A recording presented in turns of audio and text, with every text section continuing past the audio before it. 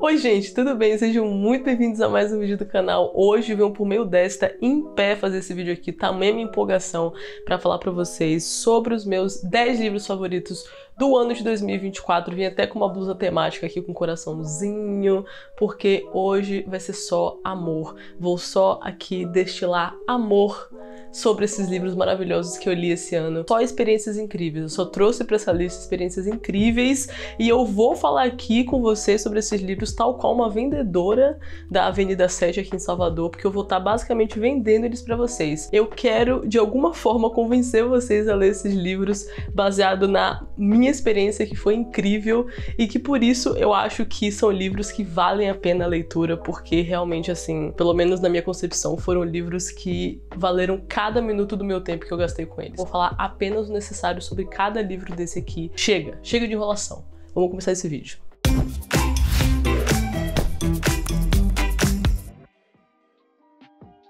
Então pega o seu chazinho, pega seu cafezinho, pega sua pipoca e vamos começar a falar desses livros. 10º lugar está ele, Tudo Sobre o Amor, da Bell Hooks. Primeiro livro da Bell Hooks que eu li. É um livro bem gostosinho de ler, a Bell Hooks fala com uma linguagem bem pedagógica, então é um livro que é fácil de ler, é tranquilo, é gostoso.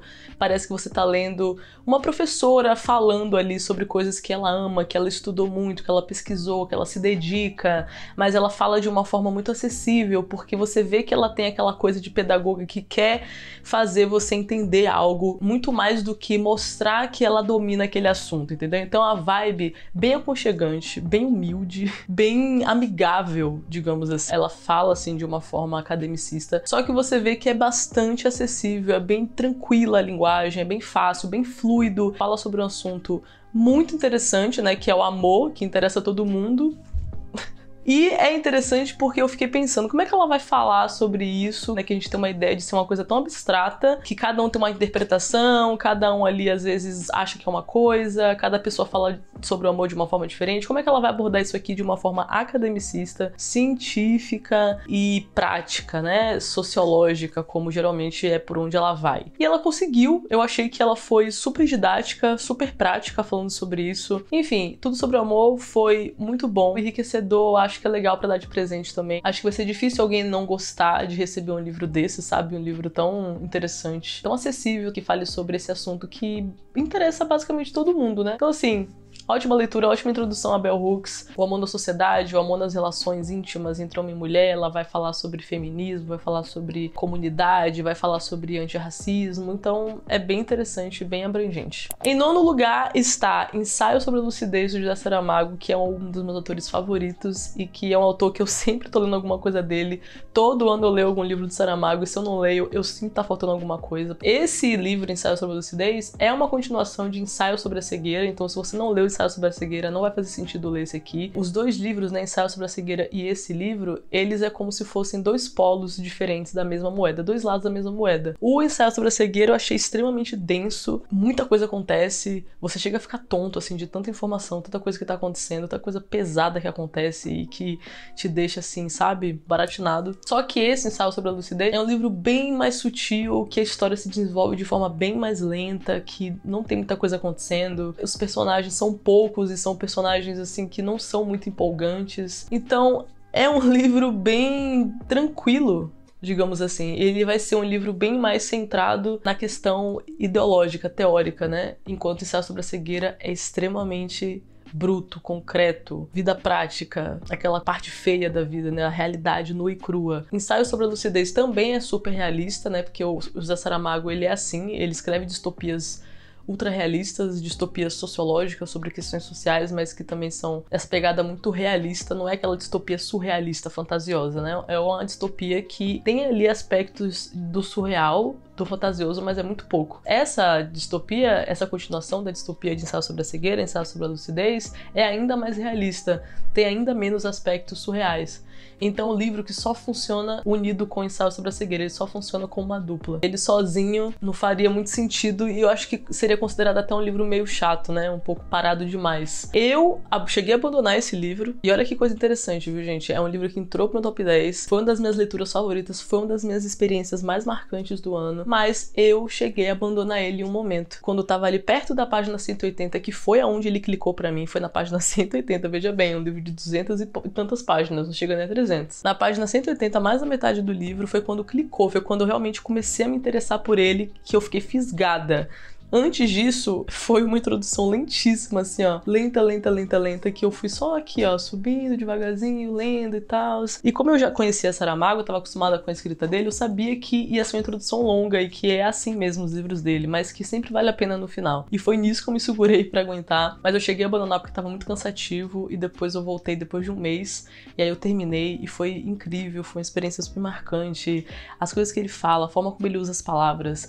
Saramago é muito inteligente, sabe? A escrita dele é simplesmente fantástica. É um nível, assim, uma qualidade tão alta da escrita dele que mesmo se a história não for muito interessante, vale a pena ler o livro só pela escrita dele, só pelas reflexões que ele vai trazer, só pela forma como ele manuseia as palavras. Eu lembro que teve um momento ali pro final que a história me pegou tanto, me envolveu tanto, que eu chorei, um choro espontâneo, assim, que ele simplesmente saiu de mim, sabe? É um choro que você só solta do nada, que até eu me assustei com ele, de tão envolvida que eu tava, e foi um envolvimento super sutil, o que me deixou ainda mais feliz, assim, porque foi uma coisa nem um pouco apelativa, sabe? É um livro de muita qualidade, muito sofisticado, sabe? A escrita, assim, sofisticada. Em oitavo lugar está um livro que eu lancei um vídeo aqui falando só sobre ele, porque que eu amei esse livro, foi um tipo de resenha que eu fiz aqui, que foi O Perigo de Estar Lúcida, foi um dos últimos livros que eu li esse ano, foi um livro que eu não ouvi ninguém fazendo nenhuma recomendação, e eu não faço isso,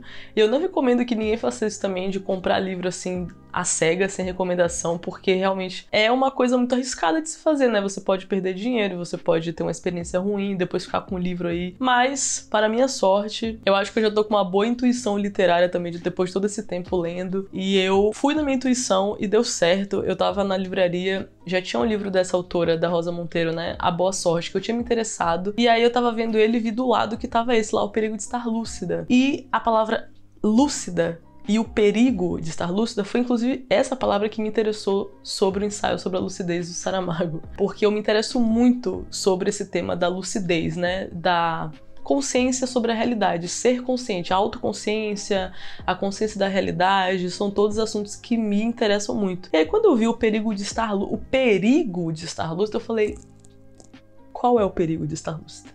Hein, Rosa Monteiro, eu vou precisar comprar agora pra saber. Porque esse título me pegou muito. Pelo título, eu imaginei que seria uma coisa, no mínimo, muito interessante que ela ia abordar aqui.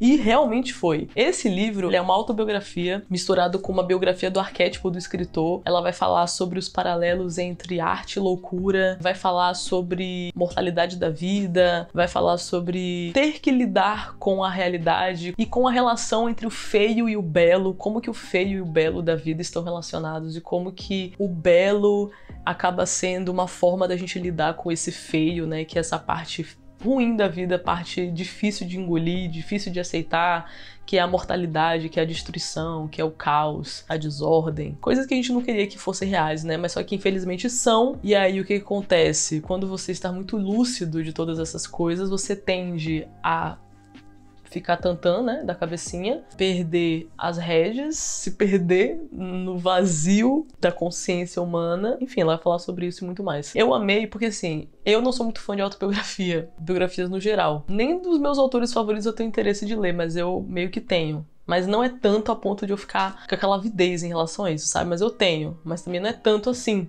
Entendeu? Então, quando é uma autobiografia de alguém que eu não conheço, aí que eu não vou me interessar mesmo. Só que ela fez uma coisa interessante aqui. Ela fez um livro pra quem tem déficit de atenção, porque ela tem também. Eu acho que ela tem TDAH, inclusive, severo, que ela comenta.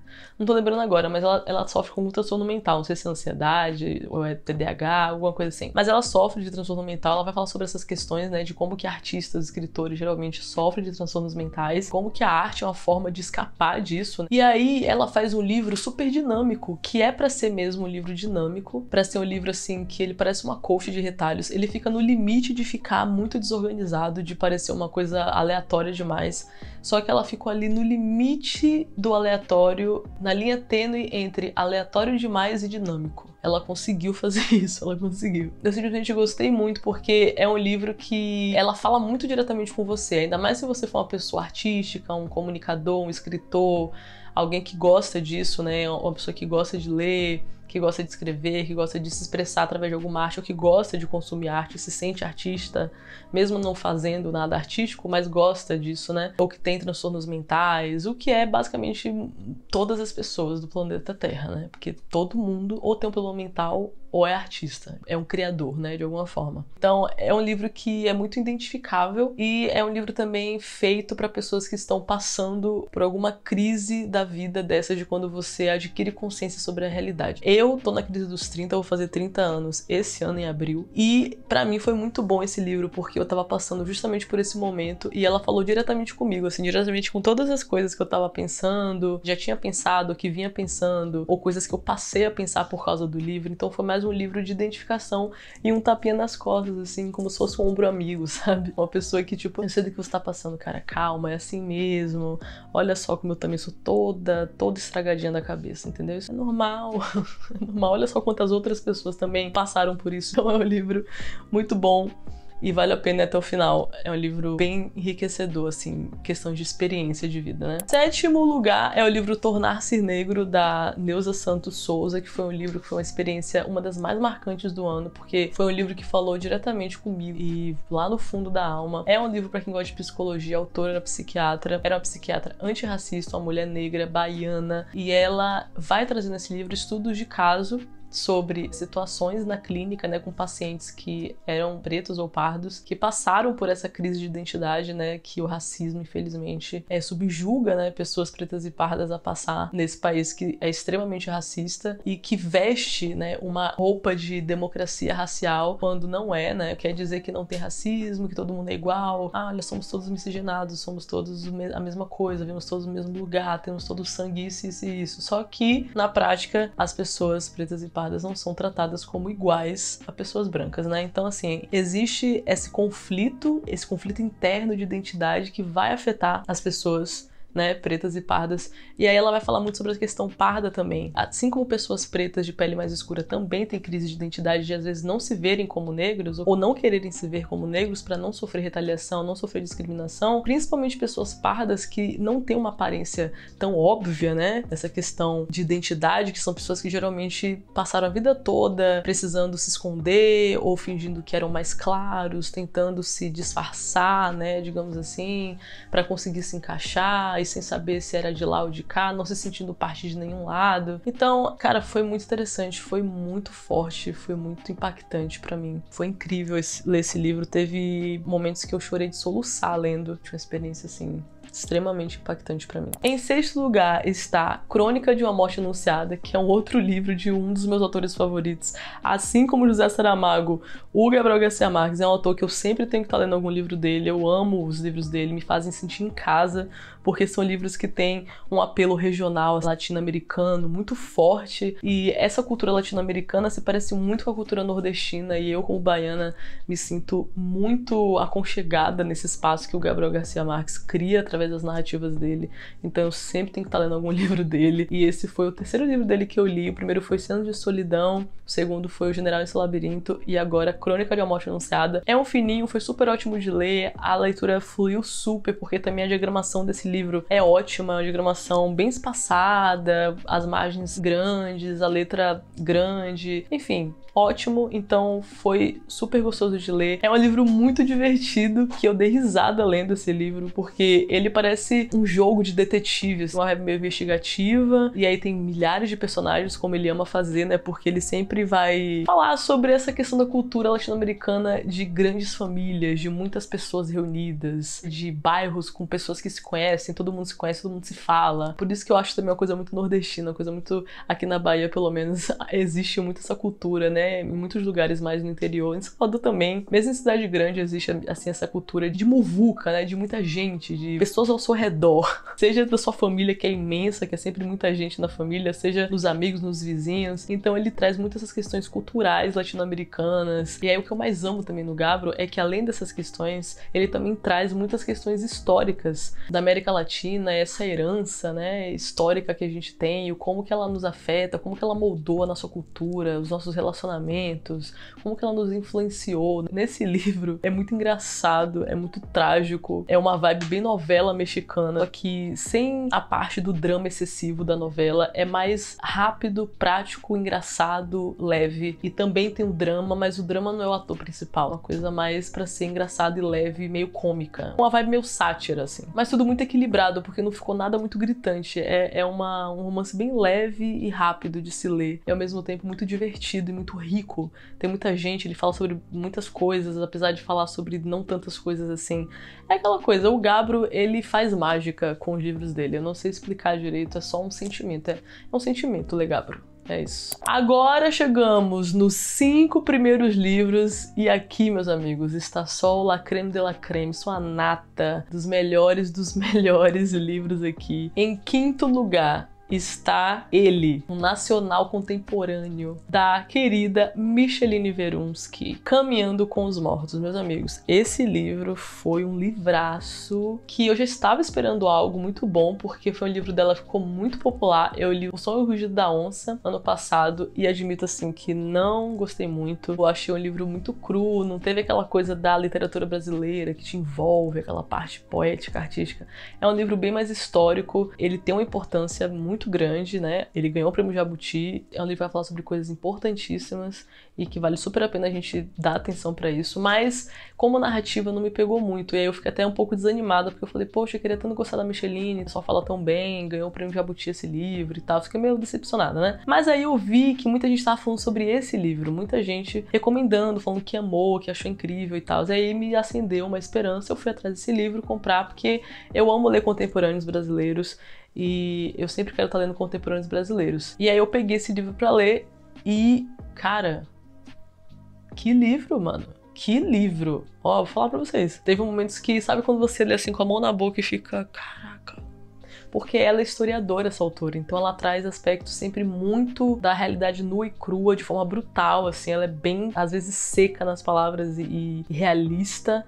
Só que nesse livro Caminhando com os Mortos, além do gênero que ela trouxe a narrativa num formato, num gênero que é ficção literária, então é um formato de narrativa que ele é mais diferentão, ele é mais livre, ele não tem muitas regras, ele é um livro meio bagunçado, sabe? Quando você lê assim, você sente até que ele tá meio desorganizado, mas é porque é o gênero literário, que é ficção literária, é um livro mais livre, assim, né, no seu formato. E aí, nesse livro, eu senti que ela já colocou esses aspectos super poéticos da literatura brasileira, que eu amo. Eu acho que esse que é o grande diferencial da literatura brasileira, que ao mesmo tempo que a gente consegue ser brutal, que eu acho que vem muito desse nosso instinto de sobrevivência, das marcas que a gente carrega de colonialismo, de escravidão muito recente, de violência, somado a um dom que a gente tem de conseguir tirar beleza disso, de conseguir literalmente tirar ouro de pedra. É essa nossa habilidade de misturar algo muito feio com algo muito belo, algo muito aterrorizante, violento, brutal, cru, com algo extremamente lindíssimo, poético. E eu que amo contrastes, eu amo isso. Isso é uma das coisas que eu mais amo, inclusive na Lígia Fagundes Telles, que é a minha autora favorita, ela faz isso muito. Eu acho que ela faz isso lindamente, que é justamente misturar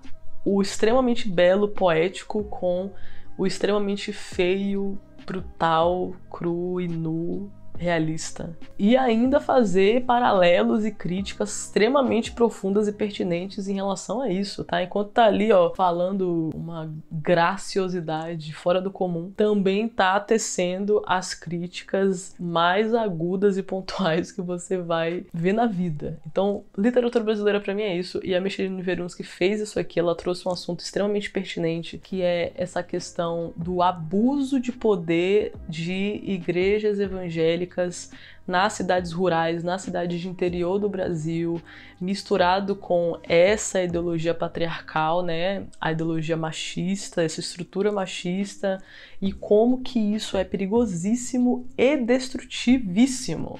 Como que isso traz muita destruição e realmente acaba com a vida das pessoas, acaba com famílias, acaba com a vida de milhares de mulheres, legitima abusos de todo tipo, e o quanto que isso é perigoso e quanto que todo mundo precisava estar mais de olho nisso, né? Então ela vai trazer atenção pra isso. Eu achei fantástico a forma como ela fez isso nesse livro. Falando também ao mesmo tempo de aspectos da vida, coisas atemporais, enfim. Em quarto lugar está o livro De Passagem, da Nella Larsen. Essa autora, que foi o primeiro livro dela que eu li, foi outro livro dessa mesma experiência, igual O Perigo de Estar Lúcida, em que eu escolhi esse livro assim do nada, sem nenhuma recomendação, não vi ninguém falando sobre esse livro em lugar nenhum. E eu vi ele na Amazon enquanto eu tava comprando outros livros e vi ele lá. Vi que ele era da Penguin, então isso já me interessou. Eu gostei da capa, eu achei interessante, assim, me passou vibes que ia falar sobre racismo, eu fiquei já interessada. Tava barato, acho que foi alguma dessas promoções da Amazon que eu comprei vários livros, eu acho que ele tava por R$16. Eu falei, mano, eu vou comprar. Se for ruim, foi muito barato, então tá tudo bem. E aí acabou que foi incrível, foi maravilhoso, intrigante, impactante,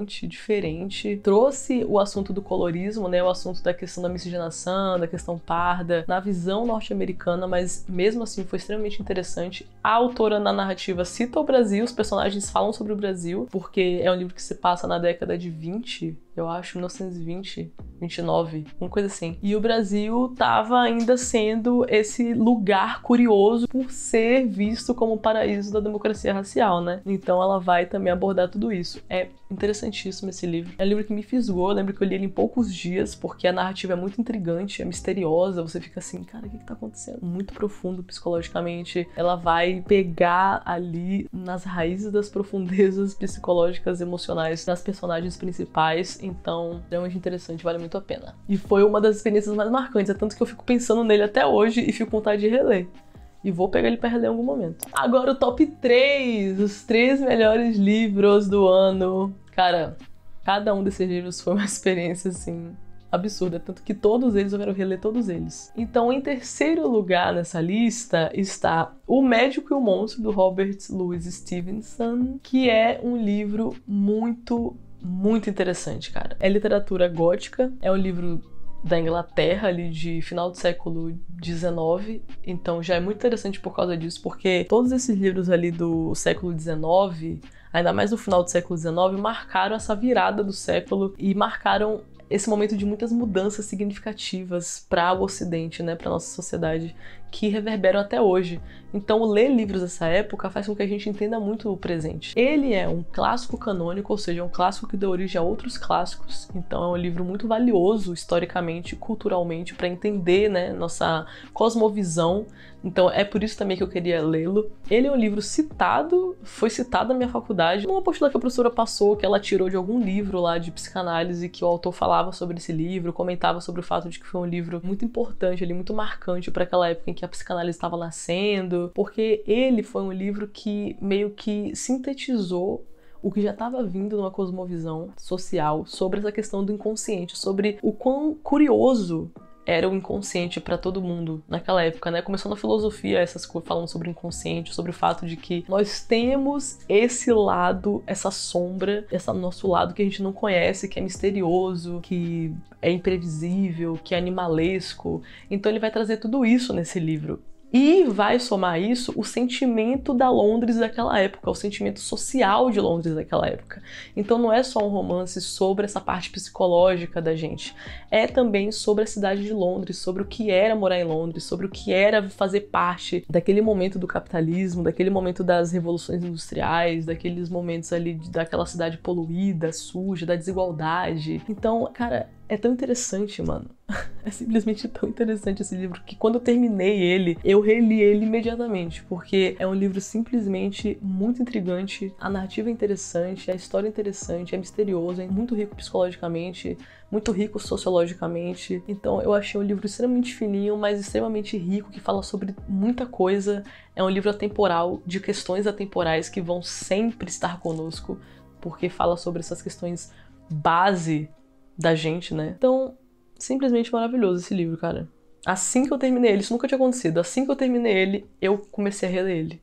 Imediatamente. Porque era fininho, eu falei, eu preciso reler esse livro. É muita coisa pra pegar. É muita coisa pra processar. Eu preciso reler. E foi maravilhosa a releitura. Eu vi ainda mais coisas que eu não tinha visto. É capaz que numa segunda releitura que eu fizer, eu ainda veja mais coisas. Ainda tenha mais insights. E foi um livro também que ficou reverberando na minha cabeça, que eu li, eu fiquei muito tempo assim, ó, lendo, é aprendizado infinito. Eu ficava toda hora pegando uma coisa, tipo, caraca, aquilo, nossa, isso aqui.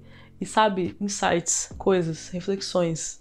É um livro assim, que você fica pensando nele mesmo, ele fica reverberando, ele é aprendizado infinito. Em segundo lugar, meus amigos, está um livraço. Livraço, não é coisa de brincadeira não.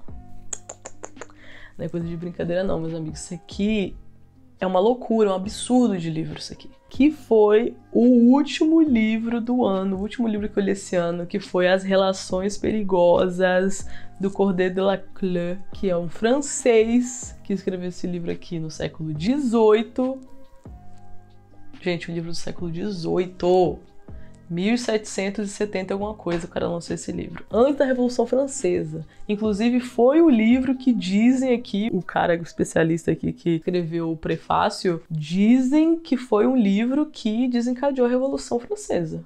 Foi o livro que pegou o caldo que já tava borbulhando aqui, ó, já tava quente, borbulhando, pegou assim, entornou o caldo. Falou assim, bora acabar com essa merda aqui logo. Chega!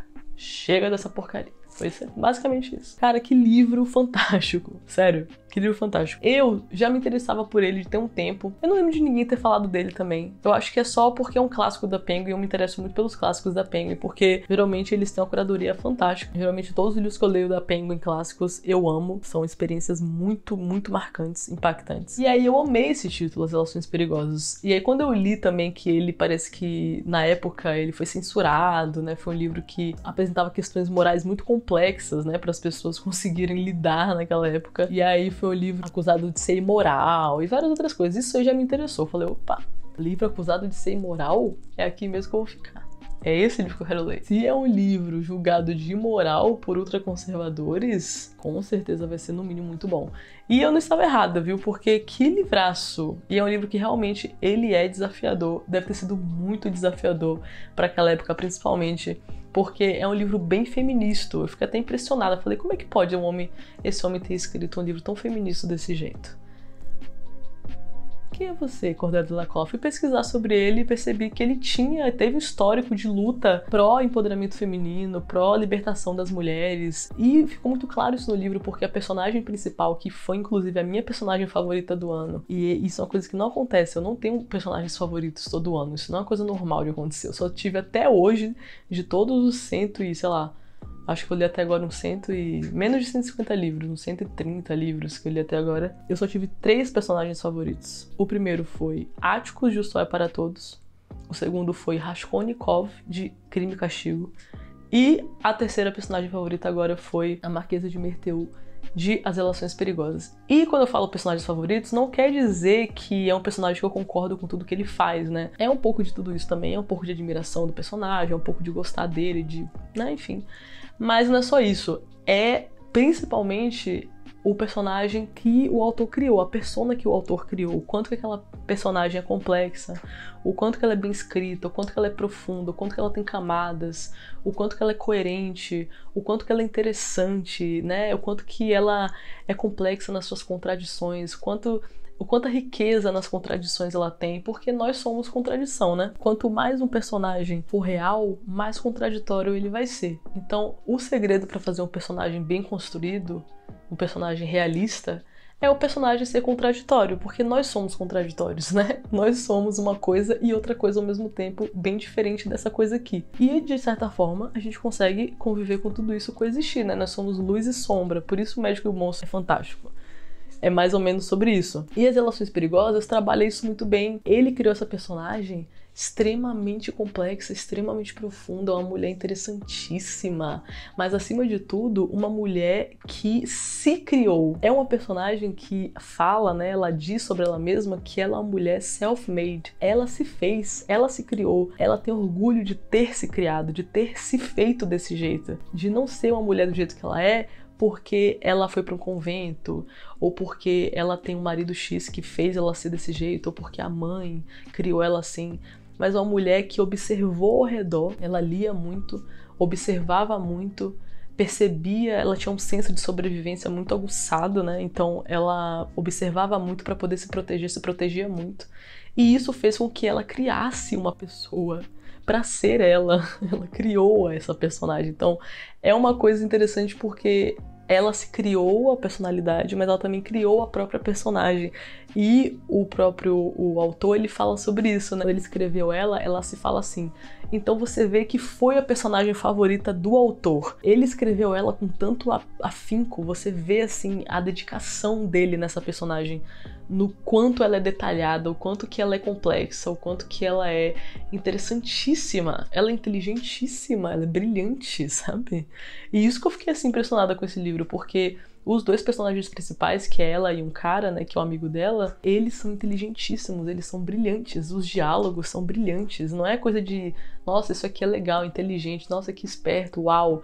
Não, brilhantismo, estamos falando de genialidade aqui. Esse cara, Cordel Delacroix, ele é genial. Cara, eu juro, gente, eu tava lendo esse livro, tinha horas, eu queria até ter filmado, eu queria muito ter gravado um vlog de eu lendo algumas partes, pra pegar umas reações, porque tinha vezes que eu fazia assim, de tipo, abrir a boca e ficar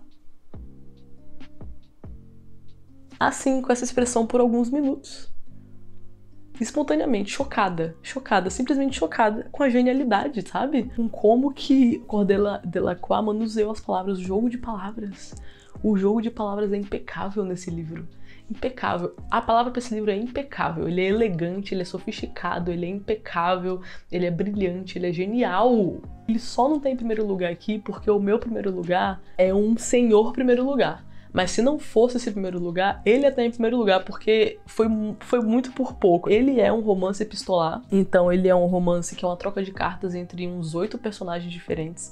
Então só disso aí já é interessantíssimo, porque é um romance muito dinâmico. É uma vibe meio fofoca, um fofocaço, né? Muito intrigante. A gente pega muito, porque você quer ficar sabendo. Então foi muito inteligente dele ter feito dessa forma, porque os romances epistolares foram os primeiros tipos de romances, assim, porque era a forma que as pessoas já escreviam naquela época, né? As pessoas se comunicavam através de cartas, então as pessoas já tinham o costume de escrever cartas umas para as outras, né? Era assim que as pessoas se comunicavam, elas já estavam acostumadas a ler e a escrever, e as cartas eram uma forma também de impressionar as pessoas, de deixar os outros impressionados. Então, se você soubesse escrever bem uma carta, isso já era um ponto para você, já era uma coisa que as pessoas iam falar, nossa, olha como ele tem um estilo bonito de escrita. Então isso também era uma coisa que era exigida, que existia essa cultura das cartas. Então ele ter escrito esse livro através de troca de cartas foi muito inteligente, porque isso já ficou uma coisa, uma pegada muito realista, né? Ficou parecendo um romance documental, porque ele fez pra parecer o mais realista possível. É tanto que foi um romance que incitou a Revolução Francesa, pra vocês terem ideia, que foi um negócio que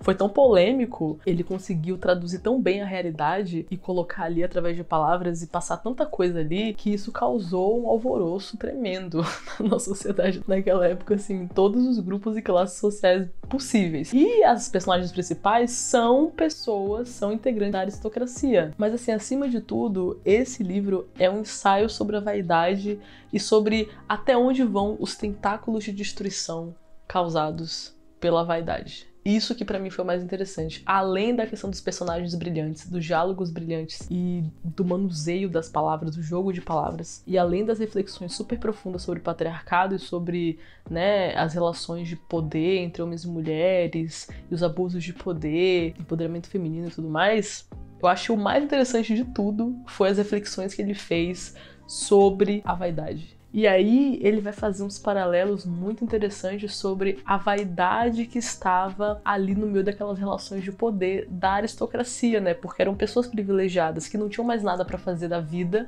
a não ser se relacionar entre si e fazer jogos de sedução e jogos de poder uns com os outros, jogos de manipulação. Isso, dentro dessa narrativa que já foi extremamente bem construída e com todos esses outros assuntos que ele foi manuseando, foi maravilhoso, absurdo de bom. Um dos meus favoritos já da vida, esse livro. E em primeiríssimo lugar, para a surpresa de ninguém, né, que pelo menos me acompanha por aqui, que me vai falando esse livro o tempo inteiro, é As Meninas de Lígia Fagundes Telles, que ficou em primeiro e perdeu para Relações Perigosas por um detalhe, que é o fato de que a Lígia é brasileira e eu sou brasileira. Pronto. Não tem nada melhor que literatura brasileira, sinceramente falando. De todos os livros que eu já li, de todos os lugares, nada se compara à literatura brasileira. E eu acho que isso se deve não só porque eu sou brasileira, mas porque realmente é o melhor tipo de literatura que tem. Porque, cara, a gente junta coisas muito interessantes. Talvez porque nós somos uma das democracias mais jovens que existem, um dos últimos, né, a abolir a escravidão, um dos países também mais recentes a terem que lidar com colonialismo. Recentes assim, né? Tem outros países, inclusive, lidando com o colonialismo agora, né? Atualmente. Então, em relação a isso, não é muito recente, não. Mas a gente também, eu acho que é um país muito diferenciado por essa questão da miscigenação, essa questão das influências culturais que a gente tem de muita gente. A gente tem influência cultural de muita gente. E nós somos um povo muito interessado em arte, né? Em expressões artísticas de todo tipo. Eu acho que essa coisa bonita da literatura, da poesia, é por causa do nosso interesse em música que a gente tem como país, né? Como cultura. A gente é muito musical. Eu leio isso nos nossos livros. São os que você tem vontade de pegar o livro e começar a recitar em voz alta. E a Lígia Fagundes é essa pessoa que eu tenho vontade de recitar em voz alta. Eu tenho vontade de pegar o livro dela, colocar assim num pedestal e começar a falar. Como se eu estivesse cantando para uma plateia, porque é um livro que soa bonito, ele tem uma sonoridade. Eu acho que é isso, sabe? Os livros brasileiros da literatura brasileira têm uma sonoridade bonita. E os livros da Lígia Fagundes, pra mim, é o ápice da literatura brasileira, porque eles juntam tudo de melhor que a gente tem a oferecer, uma qualidade literária, assim, ó, lá em cima, a maior qualidade possível que você possa imaginar, e uma complexidade e uma riqueza de camadas e de tantos assuntos coexistindo ao mesmo tempo. A Lígia faz uma coisa que ela administra muitos assuntos ao mesmo tempo. E eu admiro muito isso porque é muito difícil de fazer, mas eu também gosto muito disso porque é muito dinâmico.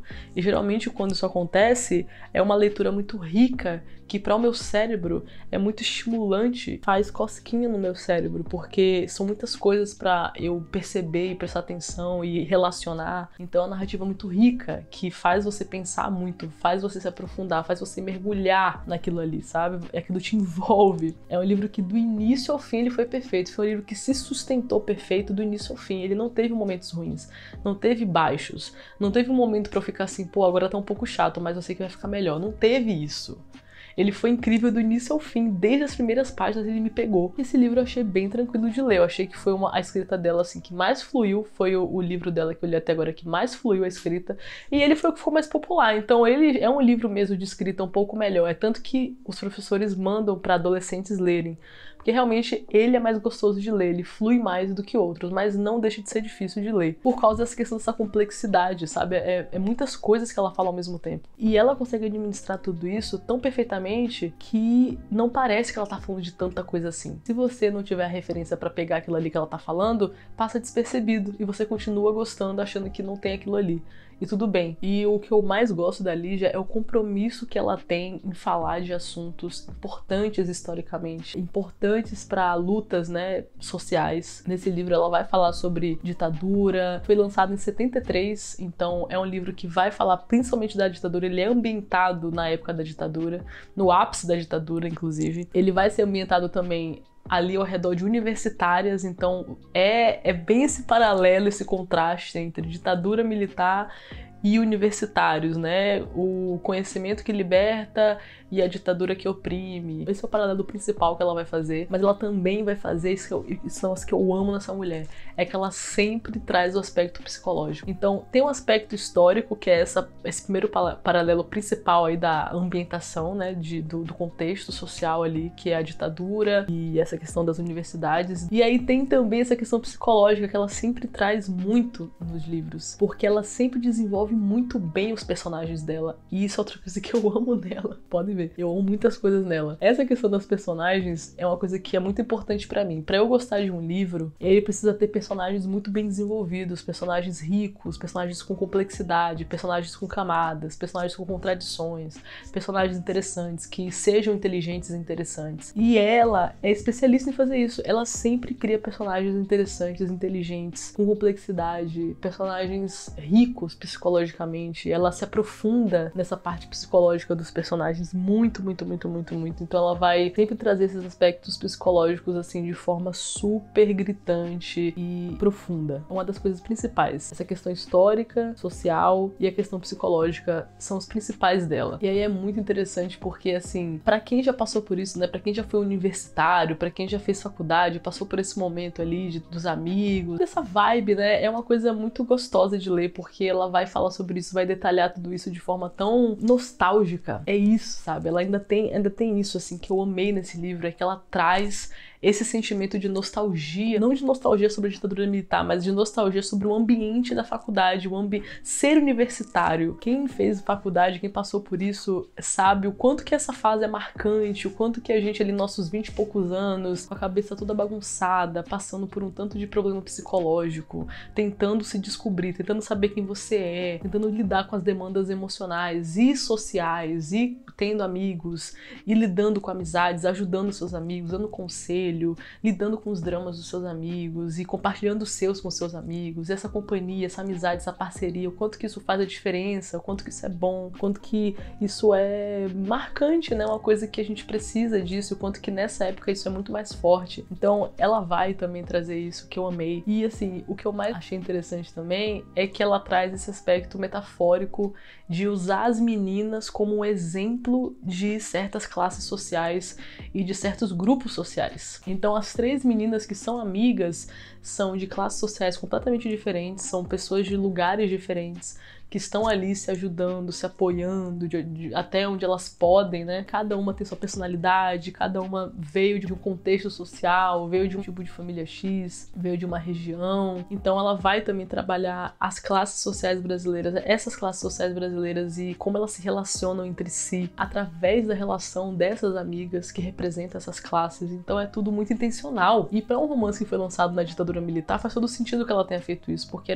os romances daquela época eram censurados. Então ela precisava falar de uma forma que não ficasse muito óbvia, né? Que ela estava fazendo um protesto contra a ditadura militar. Isso pra mim só enriquece mais o livro, né? Essas questões subjetivas, metafóricas, essas analogias, todo esse malabarismo mesmo, né? Pra, tipo, não deixar tão óbvio certas coisas. Ela vai falar também, como ela sempre fala em todos os livros que eu li dela até agora, né? Ela vai falar muito sobre feminismo, sobre empoderamento feminino, sobre a necessidade de libertação feminina, como as mulheres, né, são manuseadas por essa sociedade, onde elas estão nesse contexto, como elas são tratadas a depender da sua classe social. Ela sempre foca em mulheres, né? Tanto que o nome do livro é As Meninas. Eu amei, porque é um livro tão fofinho, né? Capa rosa, flores, nananã. Só que é um livro brutal, assim. É um livro muito realista. Não é fofinho, não é leve, mas ao mesmo tempo não é tão pesado assim. É uma leitura também boa, gostosa, poética, fluida, mas ao mesmo tempo é extremamente realista. Ela brinca muito com esses contrastes, né? Como ela fez até agora, todos os livros que eu li dela, ela fez isso. É uma coisa que eu amo, porque ela conhece os contrastes e brinca com eles, né? Faz uso deles, de todas as formas possíveis. E eu amo isso. Pra mim, isso é uma habilidade muito grande. É uma pessoa muito inteligente, sabe? Uma pessoa vivida, uma pessoa que tem consciência da realidade, que tem consciência de como a vida funciona, sabe? E não só reconhece isso, como brinca com isso através das palavras e apresenta essas narrativas atemporais, extremamente ricas e profundas, e que vão falar com todo mundo porque fala sobre isso que todo mundo reconhece, todo mundo sabe que existe, tá ali pra todo mundo ver, né? Então assim, livro fantástico, maravilhoso, de um dos favoritos da vida. E não podia ficar em outro lugar, senão no primeiro lugar dessa lista. Então é isso, pessoal. Espero que vocês tenham gostado. Espero que as coisas que eu falei aqui tenham te convencido a ler esses livros. Se você leu algum desses livros, comenta aqui embaixo. Se você ainda não leu, tem vontade de ler algum deles, comenta aqui embaixo também. Conta pra mim qual foi a sua lista dos seus 10 favoritos desse ano. Coloca aqui a sua lista aqui embaixo. Não foram 10, 5, sei lá. Coloca pra mim aqui quais foram os livros que você mais gostou de ler esse ano. Fica por aqui que tá vindo mais vídeo por aí de retrospectiva, vídeos divertidíssimos. Tá vindo tag retrospectiva, tá vindo balanço de leituras e muito mais. Então fica por aqui, se inscreve, dá um like nesse vídeo se você gostou. Compartilha com alguém que você sabe que pode gostar desse conteúdo. Um beijo e até o próximo vídeo.